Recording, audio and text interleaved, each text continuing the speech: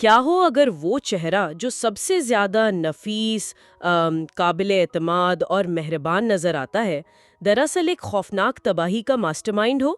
مطلب کیا ہو اگر انسان کی آنکھیں جو کچھ دیکھ رہی ہیں وہ حقیقت نہیں بلکہ بہت مہارت سے بنا گیا ایک نفسیاتی جال ہو؟ بالکل، یہ تصور ہی ذہن کو جھنجھوڑ دیتا ہے کہ شاید ہم سچ نہیں، صرف ایک سراب دیکھ رہے ہیں۔ Welcome to smart scope. آگے بڑھنے سے پہلے جلدی سے چینل کو سبسکرائب کریں، بیل آئیکن دبائیں اور اس تفصیلی جائزے کو شیئر کرنا مت بھولیں۔ تو آج کی اس گفتگو کا مقصد ایک انتہائی پیچیدہ اور سنسنی خیز موضوع کی تہہ تک پہنچنا ہے۔ ہم نمرہ احمد کی مشہور کتاب نمل کے ان پوشیدہ پہلوؤں پر بات کرنے والے ہیں جو عام طور پر ایک سرسری مطالعے میں نظر انداز ہو جاتے ہیں۔ مطلب یہ واضح کرنا بہت ضروری ہے کہ یہ کتاب محض ایک عام کرائم تھرلر یا کوئی روایتی ماڈرن مسٹری بالکل نہیں ہے۔ صحیح، اور اس تفصیلی جائزے کا سب سے دلچسپ پہلو یہ ہے کہ یہ کہانی سورۃ النمل کے قرآنی حکمت کو پاکستان کے کمزور عدالتی نظام اور اشرافیہ کی بے پناہ طاقت اور انسانی دھوکے کے ساتھ ایک پیچیدہ جال کی طرح جوڑتی ہے۔ ہاں، اور یہ کہانی انسان کو یہ سوچنے پر مجبور کرتی ہے کہ جو نظر آ رہا ہے ضروری نہیں کہ وہی سچ ہو، یعنی یہ سراب اور حقیقت کے درمیان فرق کرنے کی ایک گہری نفسیاتی جنگ ہے۔ اور اس نفسیاتی جنگ کا وہ خونی آغاز ہی میرا مطلب ہے سب سے زیادہ چونکا دینے والا حصہ ہے۔ بالکل، وہ آغاز جہاں سے ساری الجھنیں شروع ہوتی ہیں۔ جی، ایک کہانی کا کردار ہے ہاشم کاردار۔ بظاہر وہ ایک انتہائی کامیاب، کرشماتی اور سلجھا ہوا قانون دان ہے۔ وہ ایک طاقتور آئل کارٹل کا مالک ہے، لیکن اس چمکدار چہرے کے پیچھے وہ مالی بدعنوانی اور دہشت گردوں کی فنڈنگ جیسے خوفناک جرائم کا ایک منظم نیٹ ورک چلا رہا ہے۔ ایک مکمل سفید پوش مجرم۔ بالکل سفید پوش۔ جب اس کے ایک رشتہ دار وارث کو ان کالے دھندوں کا علم ہوتا ہے تو ہاشم اپنے رازوں کو دفن کرنے کے لیے اسے موت کے گھاٹ اتار دیتا ہے۔ لیکن حیرت کی بات یہ ہے کہ وہ صرف ایک قتل کر کے نہیں رکتا۔ مطلب ایک عام مجرم تو شاید یہیں رک جاتا یا ثبوت مٹانے کی کوشش کرتا، لیکن یہاں ہاشم جس طرح جائے وقوع کو بدلتا ہے وہ مجھے بالکل ڈیپ فیک ٹیکنالوجی کی طرح لگتا ہے۔ ارے واہ، ڈیپ فیک والی مثال آپ نے بہت زبردست دی، ذرا اس کی وضاحت کریں۔ دیکھیں، آج کل ہم دیکھتے ہیں کہ ڈیپ فیک ویڈیو میں چہرہ کسی اور کا ہوتا ہے، آواز کسی اور کی، لیکن دیکھنے والے کو وہ 100% سچ لگتی ہے۔ ہاشم نے ٹیکنالوجی کے بجائے حالات اور لاشوں سے ایک ڈیپ فیک تیار کیا۔ بالکل صحیح کہا، وہ ایک پورا منظرنامہ تخلیق کرتا ہے جو سچائی سے کوسوں دور ہوتا ہے۔ وہ فارز غازی کی بیوی زرتاشا کو قتل کرتا ہے، ایک اصول پسند ڈسٹرکٹ اٹارنی زمرہ یوسف کو گولیاں مارتا ہے اور اس پورے خون خرابے کا الزام فارز پر ڈال دیتا ہے۔ اور یہیں پر اس کا شاطر دماغ آیا ہوتا ہے۔ وہ اس واقعے کو وارث اور زرتاشا کے مبینہ تعلقات کا رنگ دے کر غیرت کے نام پر قتل یعنی آنر کلنگ بنا کر پیش کر دیتا ہے۔ اس نے اس بیانیے کا انتخاب کیوں کیا؟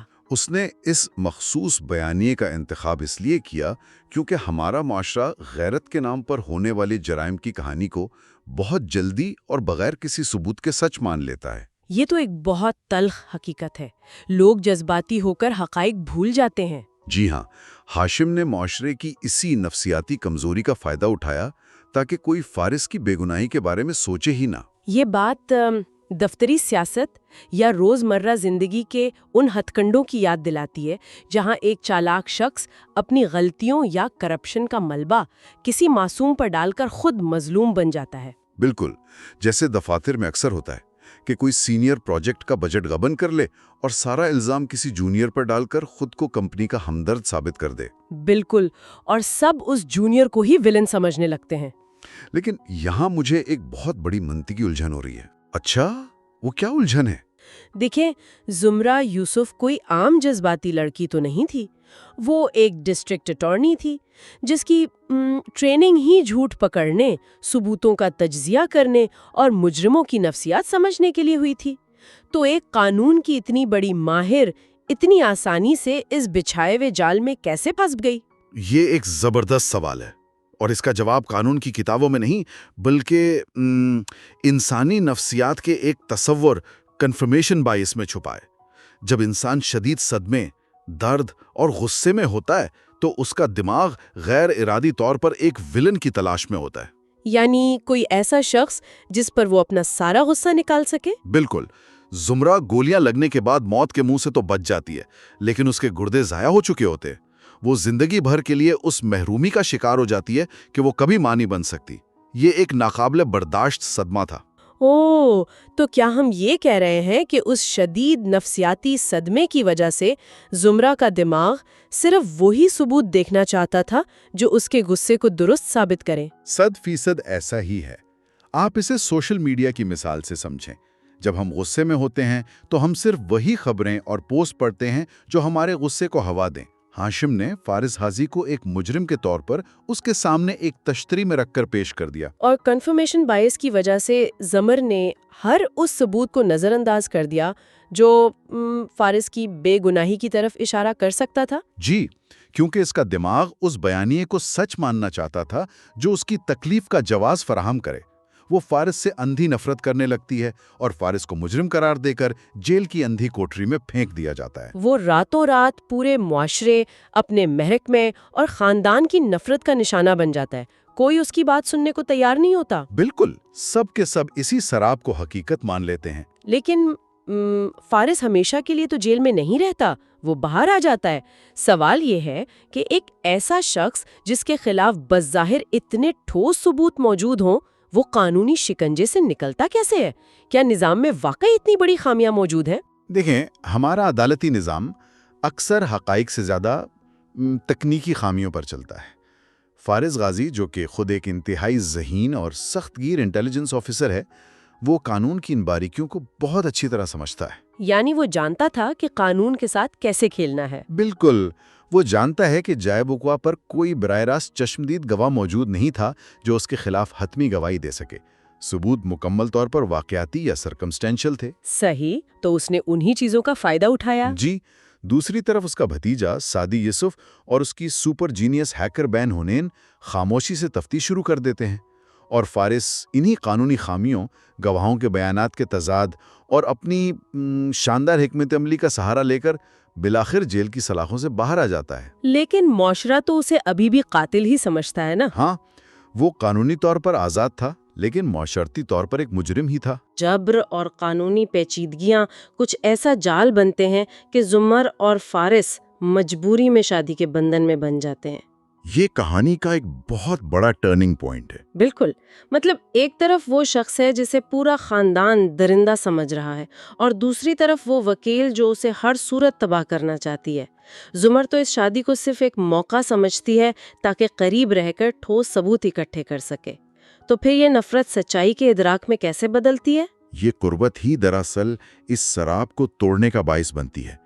جب زمر قریب سے چیزوں کا غیر جانبدارانہ تجزیہ کرنا شروع کرتی ہے تو وہ ان چھوٹی چھوٹی خامیوں کو دیکھ پاتی ہے جو دور سے نظر نہیں آ رہی تھیں. یعنی غصے کی دھند چھٹنے لگتی ہے. جی بالکل.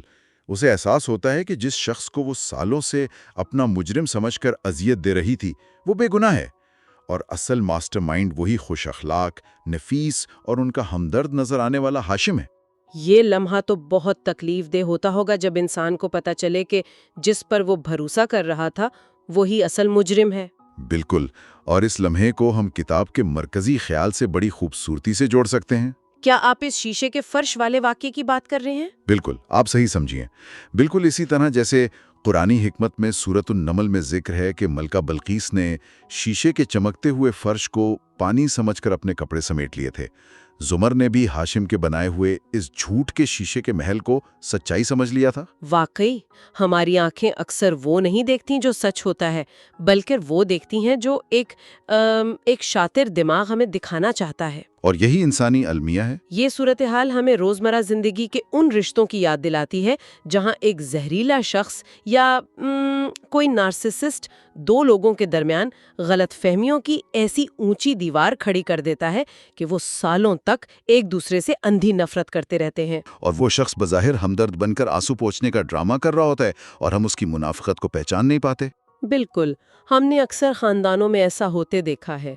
لیکن جب یہ سچ، یہ چھپی ہوئی حقیقت بے نقاب ہونے کے قریب پہنچتی ہے تو ظالم نظام کیا رد عمل دیتا ہے؟ کیا وہ آسانی سے ہار مان لیتا ہے؟ ارے نہیں، طاقتور نظام کبھی چپ کر کے اپنی ہار تسلیم نہیں کرتا. وہ پوری قوت سے جوابی حملہ کرتا ہے۔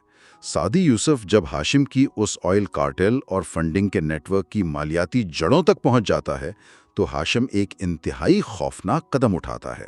وہ کیا کرتا ہے؟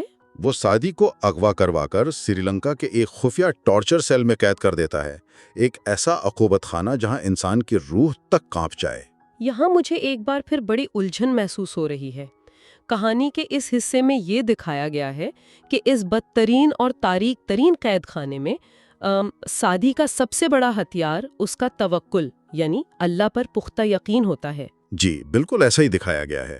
جذباتی اور روحانی حد تک تو یہ بات بہت متاثر کن ہے، لیکن عملی دنیا میں کیا واقعی ایسا ہوتا ہے؟ ایک مافیا کے پروفیشنل ٹارچر سیل میں جہاں انسان کو جسمانی اور نفسیاتی طور پر توڑا جا رہا ہو، وہاں صرف توکل کے سہارے کوئی کیسے بچ سکتا ہے؟ مطلب کیا وہاں کسی قسم کی اسٹریٹجی یا نفسیاتی حکمت عملی شامل نہیں تھی؟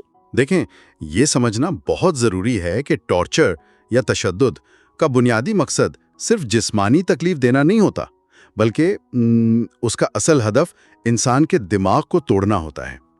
تشدد کرنے والے چاہتے ہیں کہ قیدی خود کو مکمل طور پر بے بس اور ان کے رحم و کرم پر محسوس کرے۔ وہ انسان سے اس کے کنٹرول کا احساس چھین لیتے ہیں۔ بالکل۔ ایسے میں توکل دراصل ایک انتہائی طاقتور نفسیاتی دفاع یا سائیکولوجیکل ڈیفنس بن جاتا ہے۔ اچھا، یعنی وہ جسمانی طور پر اسے توڑ رہے تھے، لیکن وہ ذہنی طور پر ان کے کنٹرول میں نہیں آ رہا تھا۔ 100%۔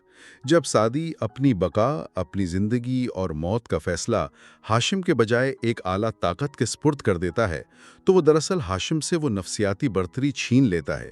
ایک ٹارچر سیل میں تنہائی انسان کو پاگل کر دیتی ہے، لیکن سعدی سورۃ النمل کی آیات کے ذریعے اپنا تعلق اس کائنات کے سب سے بڑے نظام سے جوڑ لیتا ہے۔ یہ ایک بہت گہری بات ہے۔ یہ ایک جانی مانی نفسیاتی حکمت عملی ہے کہ بدترین حالات میں جو لوگ کسی مضبوط نظریے یا یقین کے ساتھ جڑے رہتے ہیں، ان کا دماغ آسانی سے بریک ڈاؤن کا شکار نہیں ہوتا۔ یہ واقعی ایک حیران کن اور طاقتور تصور ہے۔ اکثر ہماری زندگی میں بھی ایسے لمحات آتے ہیں جب ہم کسی بڑی بیماری یا معاشی بحران کے سامنے خود کو مکمل طور پر بے بس محسوس کرتے ہیں، اور جب لگتا ہے کہ ہر دروازہ بند ہے۔ بالکل، تو محض ایک یقین، ایک توکل ہمیں ذہنی طور پر مرنے نہیں دیتا۔ ہم نے کینسر کے مریضوں میں اکثر یہ مشاہدہ کیا ہے کہ جن کی ول پاور مضبوط ہوتی ہے وہ دوائیوں سے زیادہ اپنے یقین سے صحت یاب ہوتے ہیں۔ آپ نے بالکل درست مثال دی، اور اسی توکل کی بدولت سعدی بالآخر ایک معجزاتی فرار میں کامیاب ہو کر پاکستان واپس پہنچتا ہے۔ لیکن اس کے واپس آنے کے بعد جو جنگ شروع ہوتی ہے وہ بڑی غیر متوازی نظر آتی ہے۔ ہاں، یہ یوسف فیملی اور ہاشم کاردار کی امپائر کے درمیان ایک شطرنج کا زبردست کھیل بن جاتا ہے۔ ہاشم اپنے پیسے، اثر و رسوخ اور طاقت کے زور پر عدالتوں کو خریدنے، ثبوت مٹانے اور قانون کو روندنے کی ہر ممکن کوشش کرتا ہے۔ وہ خود کو نظام سے بالاتر سمجھتا ہے۔ لیکن یہ مقابلہ تو برابری کا نہیں ہے۔ ایک طرف کھربوں روپے کا کارٹل، خریدی ہوئی پولیس اور پورا نظام، دوسری طرف چند افراد۔ ہم اس کشمکش کا موازنہ سورۃ النمل کے اس واقعے سے کیسے کر سکتے ہیں جہاں حضرت سلیمان علیہ السلام کے عظیم الشان لشکر اور ایک چھوٹی سی چونٹی کا ذکر ہے؟ مطلب ایک کمزور انسان ایک اتنے بڑے اور ظالم نظام کو پریکٹیکلی کیسے گرا سکتا ہے؟ بہت عمدہ سوال ہے۔ اسے ہم ماڈرن دور میں اے سیمیٹرک وارفیئر کہتے ہیں، یعنی جب دو فریقین کی طاقت میں زمین آسمان کا فرق ہو۔ جس طرح ایک چھوٹی سی چینٹی کے بروقت وارننگ نے اس کی قوم کو اتنے بڑے لشکر کے قدموں تلے کچلے جانے سے بچا لیا تھا، بالکل اسی طرح یہاں کمزور نظر آنے والے کرداروں نے نظام کی کمزوریوں پر حملہ کیا۔ انہوں نے براہ راست ٹکر نہیں لی؟ نہیں، بالکل نہیں۔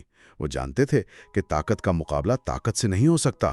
حنین جو ایک جینیس ہیکر ہے، وہ جانتی ہے کہ آج کے دور میں فزیکل ثبوت مٹائے جا سکتے ہیں لیکن ڈیجیٹل فٹ پرنٹس ہمیشہ موجود رہتے ہیں۔ وہ کمپیوٹر ہیکنگ سے ان کے مالیاتی نیٹ ورک کی جڑیں نکالتی ہے۔ ارے واہ! اور فارز اپنی انٹیلیجنس کی صلاحیتوں کو استعمال کرتے ہوئے اس ڈیجیٹل ڈیٹا کی مدد سے ہاشم کے پورے نیٹ ورک کو نقشے پر لے آتا ہے، جبکہ زمرہ قانونی طور پر ان ثبوتوں کو عدالت کے سامنے ایک ناقابل تردید شکل میں پیش کرتی ہے۔ بالکل، یعنی انہوں نے ہاتھی کو مارنے کے لیے اس کے سامنے کھڑے ہونے کے بجائے اس کے دماغ کی رگیں کاٹ دی۔ یہ ایک زبردست حکمت عملی ہے۔ یہ افراد اپنی انفرادی مہارتوں اور ذہانت کو ملا کر اس چونٹی کا کام کرتے ہیں جو ایک خرب پتی کارٹل کی بنیادیں ہلا دیتی ہے۔ وہ ثابت کرتے ہیں کہ طاقت صرف پیسے یا کرپٹ نظام کا نام نہیں ہے، درست معلومات، سچائی اور استقامت سب سے بڑی طاقت ہیں۔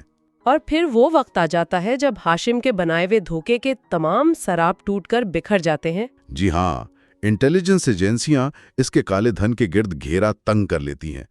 وہ امپائر جو لوہے کی دیوار لگتی تھی، ریت کے گھروندے کی طرح گر جاتی ہے۔ کوئی بھی مکافات عمل سے بچ نہیں پاتا۔ اگر ہم آج کی اس پوری گفتگو کا نچوڑ نکالیں تو کیا ہم یہ کہہ سکتے ہیں کہ نظام جتنا بھی کرپٹ ہو اسے شکست دی جا سکتی ہے؟ یہ اس کہانی کا سب سے بڑا اور حتمی سبق ہے۔ یہ تفصیلی جائزہ اس بات کو واضح کرتا ہے کہ انسان چاہے دنیا کی تمام دولت اکٹھی کر لے اور نظام کو اپنے حق میں کر لے، وہ خدائی انصاف اور سچائی کی طاقت کے سامنے بے بس ہے۔ بظاہر کمزور نظر آنے والے افراد بھی کمال کر سکتے ہیں۔ بالکل، اگر وہ اپنی ذہانت کا درست استعمال کریں اور ان کا ارادہ پختہ ہو تو وہ بڑے سے بڑے کرپٹ نظام کو گھٹنے ٹیکنے پر مجبور کر سکتے ہیں۔ شیشے کے فرش چاہے کتنے ہی چمکدار کیوں نہ ہوں، آخرکار ٹوٹنے کے لیے ہی بنائے جاتے ہیں۔ اس گہرے تجزیے کے بعد ایک سوال ہے جو ذہن میں بڑی شدت سے ابھرتا ہے اور دیر تک گونجتا رہتا ہے۔